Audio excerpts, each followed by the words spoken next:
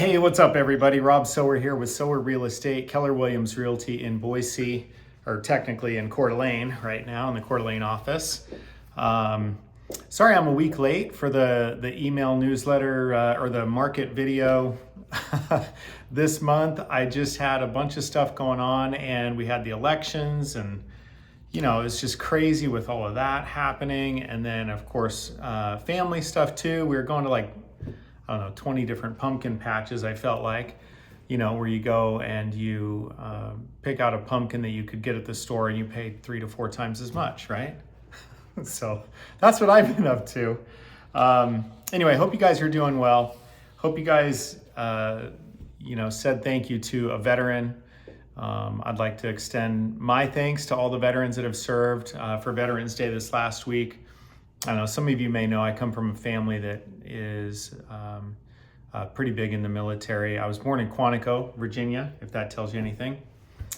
So, okay, so what do we got here? So, I would love to know what you guys think about the elections and how you think that will impact real estate. I kind of have my standard answer for real estate and whether or not it's a good time to buy or sell or how things are going to impact things. And I always say it just depends. So, if somebody's situation lends itself to doing something in real estate, fantastic.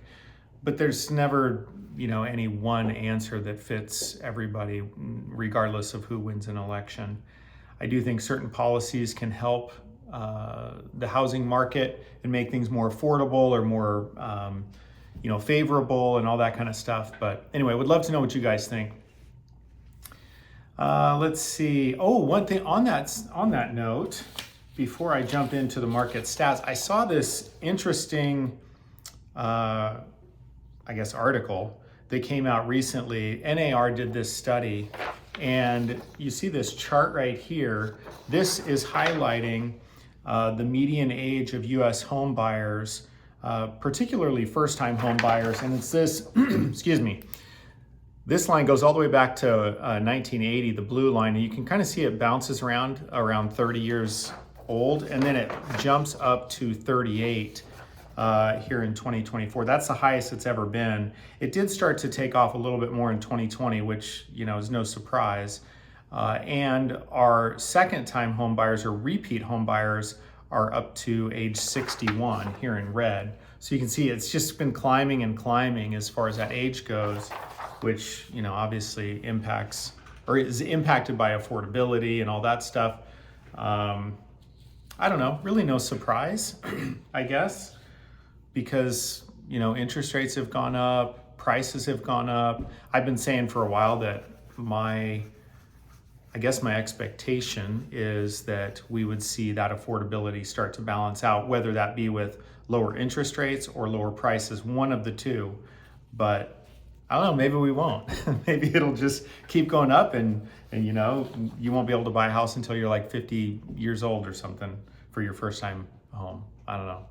We'll see. Okay, so jumping into the market stats. Actually, I'm gonna start with the Kootenai County stats. Honestly, there's really nothing that's changed. The median home sale price is pretty much exactly the same. The one thing we are seeing is the average, or not the average, the active listings on the market is going down. It's seasonal, but it's down about 10% just in 1 month. Days on market is the same. Pretty much everything else is about the same. Jumping into the Ada County stats, and this same old deal that we kind of go through all the time, but this is the chart that I pay attention to probably the most, combined with the inventory down here. This one shows your average, or not your, I keep saying your average. This is your active homes on the market throughout the 12 months of the year, the previous 12 months. And then the dark gray and then the black lines down below show the lighter gray being everything that went under contract that month, and everything that's in the dark line, the black line, is everything that closed that month. And we're seeing that the pendings and close are staying about the same as last month for October. going back through to September. But again, we're seeing a real drop off on the number of homes that are actually on the market. So October we're just over 1,000, whereas in September we had a little over 1,100. So again, about a 10% drop.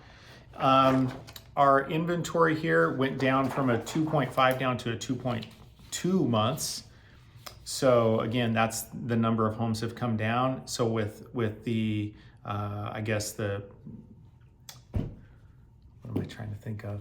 The amount of people buying homes, the demand, thank you. The demand of homes is staying pretty steady. And so because the supply is dropping, then obviously your inventory goes up. So what does the market actually feel like? Well, I would say that it still feels, well, one, it's fairly quiet. You know, the activity is just a little bit slower.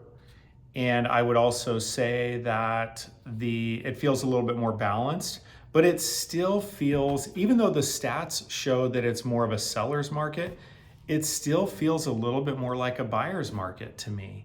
We're seeing, you know, buyers have more strength when they are trying to negotiate, whether it be inspections or the initial purchase price with the offers they're making.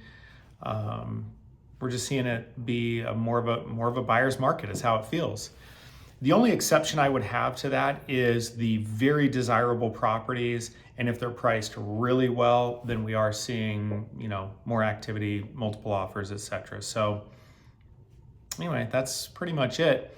If you guys have any, I don't know, questions about what the market's doing, whether or not it's a good time for you to buy or sell, we'd love to help you with that.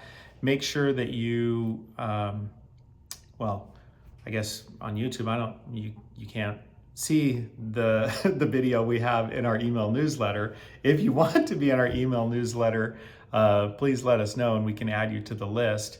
But what I was going to mention is because it was Veterans Day this last week, I have actually a very cool video in the email newsletter. Anyway, all right. Hope you guys have a great weekend, and yeah, let us know if we can help. All right, take care. Bye.